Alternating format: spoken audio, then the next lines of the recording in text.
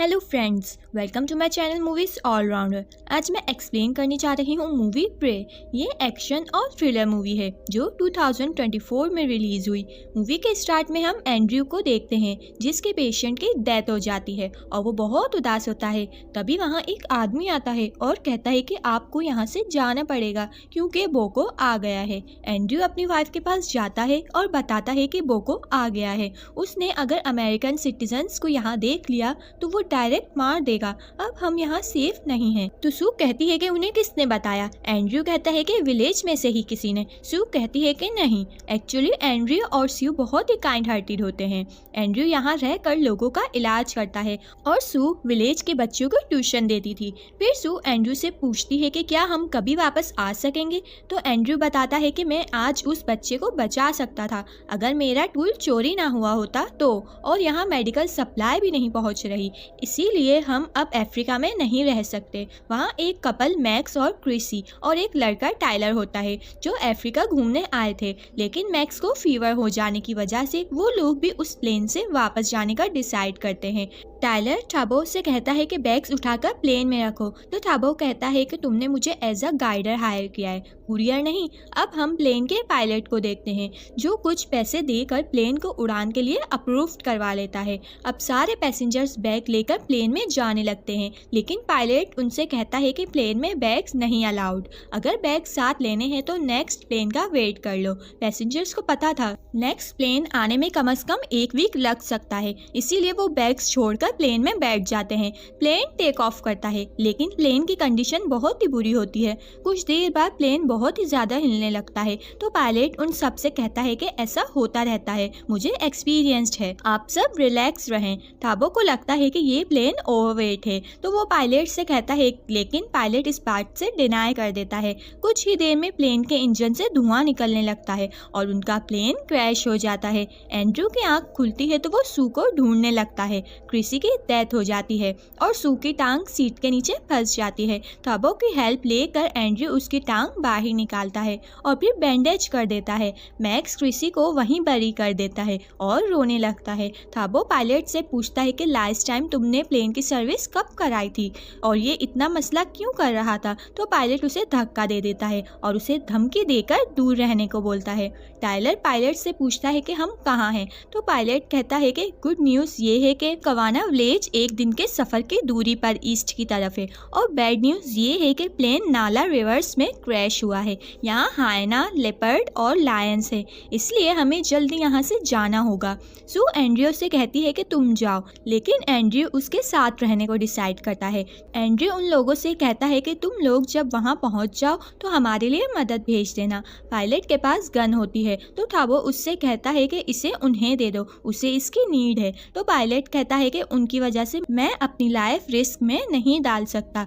अब वो चारों सफर के लिए निकल जाते हैं। काफी देर चलने के बाद मैक्स कहता है कि मुझे ये रास्ता ठीक नहीं लग रहा, आई थिंक विलेज वेस्ट की तरफ है। तो पायलट कहता है कि मुझे पता है कि ये रास्ता सही है, इसीलिए हमें आगे बढ़ना चाहिए, और वो पायलट को फॉलो करते हुए आगे चलते जाते हैं। वहाँ एंड्रयू प्लेन में देखता है कि शायद उसे कुछ ज़रूरत का सामान मिल जाए। उसे वहाँ कुछ पार्सल नजर आते हैं जिन्हें देखकर वो हैरान हो जाता है। वहाँ वो चारों डेजर्ट में चलते ही जाते हैं। टाइलर नीचे गिर जाता है तो पायलट उसे पानी पिलाता है। वो आगे बढ़ते हैं कि शायद डेजर्ट खत्म होने के बाद विलेज हो, लेकिन जब वो डेजर्ट क्रॉस कर लेते हैं तो देखते हैं कि आगे चारों तरफ जंगल ही जंगल है, वहाँ कोई विलेज नहीं है। वो गलत डायरेक्शन में आ गए थे। अब उनके पास वापस जाने के अलावा कोई और ऑप्शन नहीं होता।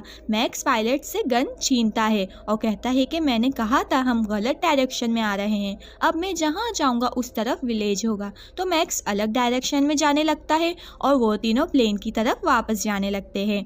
किसी तरह वो तीनों प्लेन तक पहुंच जाते हैं।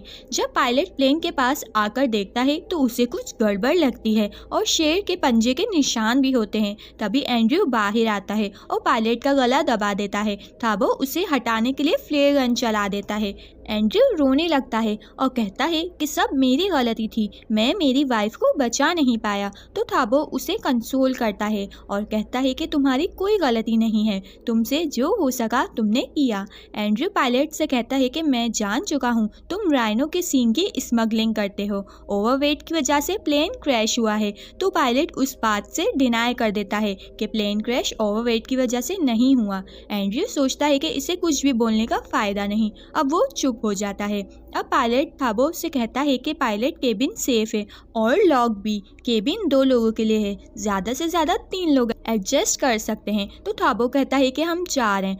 तो वो कॉइन फ्लिप करते हैं और टाइलर को रात बाहर गुजारनी पड़ेगी और वो तीनों कैबिन में।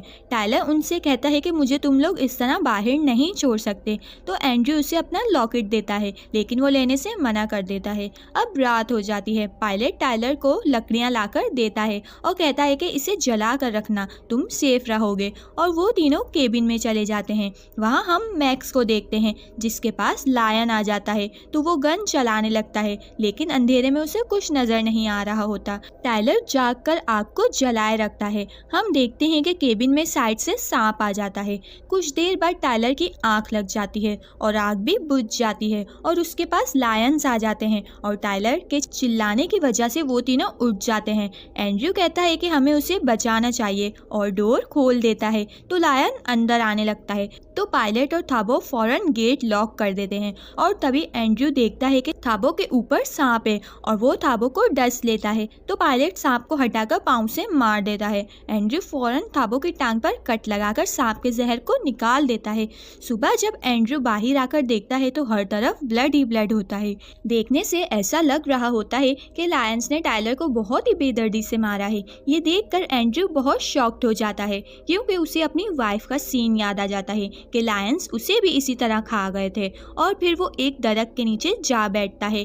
पायलट एंड्रयू के पास जाकर उससे कहता है कि लायन ज़रूर वापस आएंगे, हमें रात होने से पहले यहाँ से निकलना होगा। तो एंड्रयू कहता है कि मेरी वाइफ जो सही और अच्छे के लिए लड़ना पसंद करती थी, लेकिन मैं नहीं। तुम दोनों जाओ, चाहे गॉड मुझे बचाए या नहीं, मैं यहीं इस दरख्त के नीचे बैठा रहूँगा। अब पायलट और थाबो वहाँ से जाने लगते हैं। रात के इंसिडेंट की वजह से थाबो बहुत मुश्किल से चल पा रहा होता है। कुछ ही दूर जाते ही उन्हें जीप नज़र आती है, तो वो दोनों बहुत खुश होने लगते हैं। एंड्रयू भी उनकी आवाज़ सुनकर खुश होता है और तभी वो जीप एंड्रयू की तरफ आती है और उसमें वहाँ के टेररिस्ट होते हैं। वो किसी और लैंग्वेज में कुछ कहकर उसे मारते हैं। तो वहाँ पायलट और थाबो भी आ जाते हैं। पायलट बताता है कि हमारा प्लेन क्रैश हो गया है, हम अमेरिका जा रहे थे।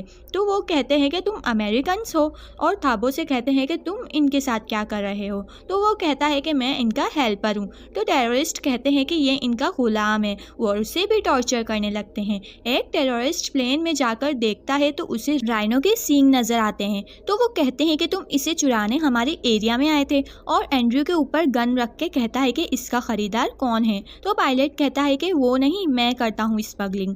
तो टेररिस्ट कहता है कि फिर तो मुझे तुम्हें मारना चाहिए। तो थाबो कहता है कि तुम लोग ऐसा मत करो, ये ज़मीन तुम्हारी ही है और सींग भी, इसे तुम ले लो। और फिर पायलट और एंड्रयू को हाथ ऊपर कराकर उन पे नज़र रखे हुए होते हैं।